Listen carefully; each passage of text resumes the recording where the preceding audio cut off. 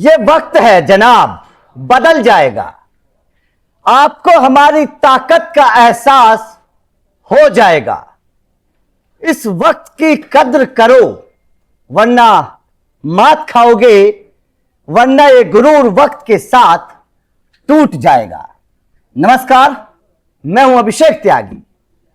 वक्त एक ऐसी चीज है, अगर आपने वक्त रहते वक्त को समझ लिया तो समझ जाइए आपकी कद्र पक्की है। लेकिन अगर वक्त रहते वक्त की ताकत को नहीं समझ पाए तो वही हाल होगा जो इस वक्त टीम इंडिया में दो लोगों का हो रहा है। ये वो दो लोग थे जो अपने आप को टीम इंडिया का भगवान समझने लगे थे। ये वो दो लोग थे जो ये समझने लगे थे कि इनका फैसला ही सर्वोपरि है। ये वो दो लोग थे जो ये चाहते थे कि टीम इंडिया से सीनियर खिलाड़ियों का करियर तबाह कर दिया जाए। ये वो दो लोग थे जिनको ऐसा लगता था कि अगर ये चाहेंगे तो कुछ भी कर सकते हैं। बस गलती एक हुई कि ये वक्त को नहीं समझ पाए, वक्त के साथ नहीं चल पाए, और वक्त ने इन दोनों को अब ऐसा पटका है कि मुंह दिखाने लायक नहीं बचे हैं। चीफ सेलेक्टर अजीत अगरकर, जिनके पास पूरी ताकत है, वो किसी को बाहर कर सकते हैं, किसी को अंदर कर सकते हैं, और किया भी ऐसे फैसले किए भी हैं। अब हालत ऐसी हो गई है कि गौतम गंभीर और अजीत अगरकर, जिस वक्त T20 विश्व कप के लिए टीम का सिलेक्शन हो रहा था, दोनों चुपचाप बैठे थे, अपनी चला नहीं सके। आलम यह हुआ कि जिस चीफ सेलेक्टर को टीम का ऐलान करना चाहिए था, वो चीफ सेलेक्टर ऐलान नहीं कर पाया। इससे आप अंदाजा लगा सकते हैं कि क्या हालत इन दोनों की हो गई होगी टीम के अंदर इस वक्त। लेकिन इससे अलग भी एक और खबर है। खबर यहां से शुरू नहीं होती है, खबर शुरू होती है जिस वक्त रोहित शर्मा को वनडे की कप्तानी से हटाया गया था।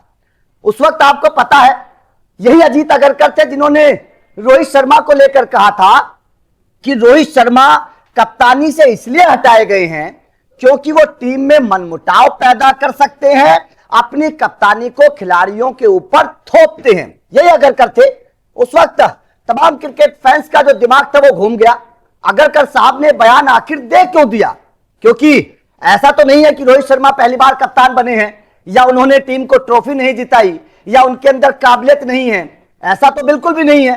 तो ऐसे में अजीत अगरकर के उस बयान के बाद जिस तरीके से सवाल खड़े हुए और टीम इंडिया के अंदर खलबली मची, इस स्क्रिप्ट की तैयारी उसी दिन से शुरू हो गई थी। क्योंकि अब सबसे बड़ा सवाल यह था कि अजीत अगरकर ने जिस तरीके से अपनी मनमानी करके खिलाड़ियों को बाहर किया, क्योंकि केवल रोहित शर्मा की बात नहीं है, बात आप विराट कोहली की करिए, बात आप मोहम्मद शमी की करिए। एक तरफ शमी परफॉर्मेंस कर रहे हैं और दूसरी तरफ अगरकर साहब कह रहे हैं कि मैं तो उनको फोन कर रहा हूं, वो फोन उठाते नहीं है। शमी कहते हैं कि भाई साहब मेरे पास तो फोन किसी का आया ही नहीं। तो मतलब झूठ के पुलिंदे के दम पर जिस तरीके से अजीत अगरकर अपनी ताकत का एहसास इन सीनियर खिलाड़ियों को करवाना चाहते थे, वो पोल अब खुल गई है। और अब इस तरीके से हालत खराब हो गई कि ना तो अजीत अगरकर टीम को सेलेक्ट कर पा रहे हैं, ना अपने पसंदीदा खिलाड़ियों को खिला पा रहे हैं, ना अपने पसंदीदा खिलाड़ियों को टीम में मौका दिला पा रहे हैं। और अब तो टीम के सिलेक्शन का ऐलान भी जिस वक्त किया सैकिया साहब ने, उस वक्त अजीत अगरकर को लेकर यह कहा गया कि अजीत अगरकर के पर कतरने शुरू कर दिए हैं। और पर किसने कतरे आप समझिएगा, मतलब अजीत अगरकर और गौतम गंभीर ये दोनों सीनियर हैं, पूरी पावर में थे, पूरी ताकत में थे। लेकिन दो इंसान आते हैं और इन दोनों के ऐसी हालत कर देते हैं, क्योंकि सच की कभी हार नहीं होती है, ये बात दुनिया जानती है। सच कभी पराजय नहीं हुआ है। आप जिस तरीके से झूठ के दम पर आप कुछ दिन तक सत्ता में हासिल कर सकते हैं, लेकिन सच एक दिन जीतता है।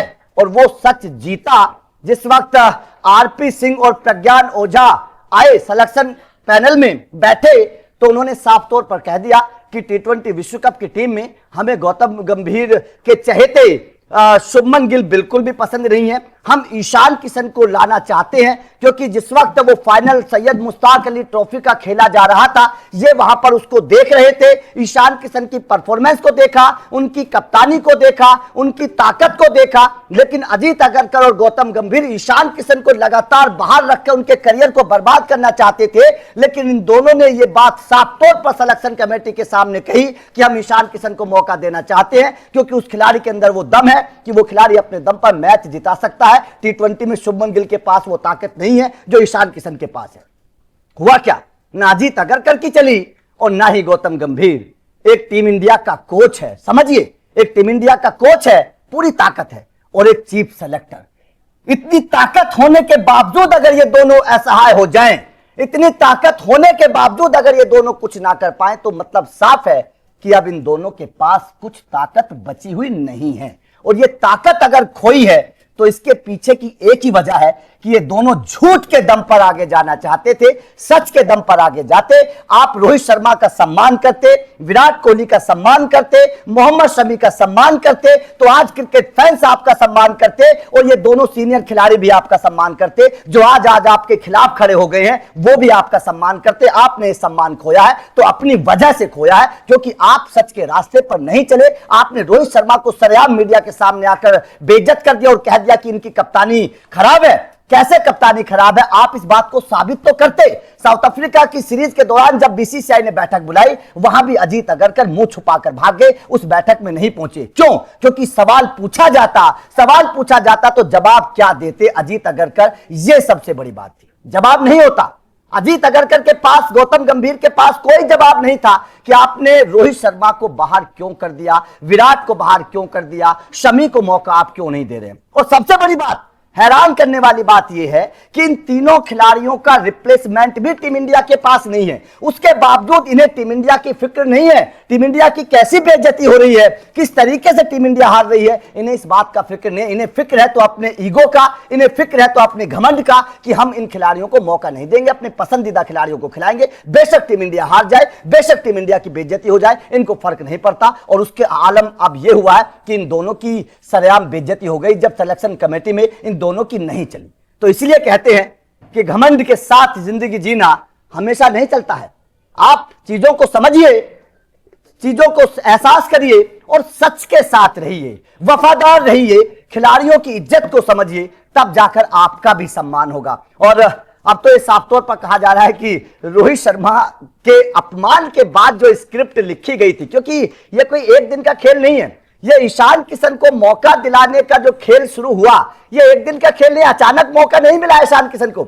ईशान किशन को मौका मिलना उसी दिन तय हो गया था जिस वक्त प्रज्ञान ओझा और आरपी सिंह सिलेक्शन कमेटी के अंदर पहुंचे थे। उसी दिन तय हो गया था। उसी दिन ये लगने लगा था कि शुभमन गिल, जिनको लगातार फेवर किया जा रहा है, तीनों फॉर्मेट के कप्तान बनाने की तैयारी कर दी थी इन दोनों ने। तीनों फॉर्मेट का बेशक काबिलियत है या नहीं है, लेकिन उसके बावजूद शुभमन गिल को तीनों फॉर्मेट के कप्तान बनाने की तैयारी कर दी थी इन दोनों ने।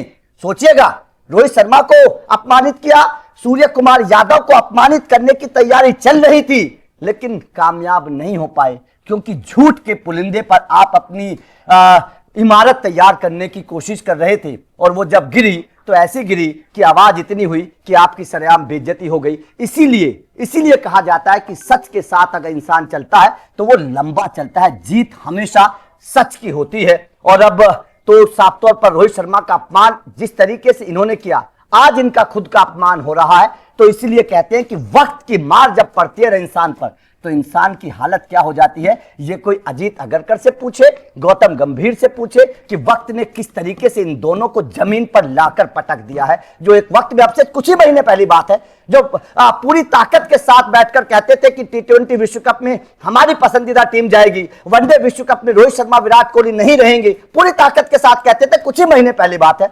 आज आलम यह हो गया है कि अपने पसंदीदा खिलाड़ियों को मौका नहीं दिलवा पा रहे हैं, उस खिलाड़ी को मौका नहीं दिलवा पा रहे हैं जिस खिलाड़ी को फ्यूचर कैप्टन बता रहे थे तीनों फॉर्मेट का। सोचिएगा कितनी कमजोरी आ गई है इन दोनों के अंदर।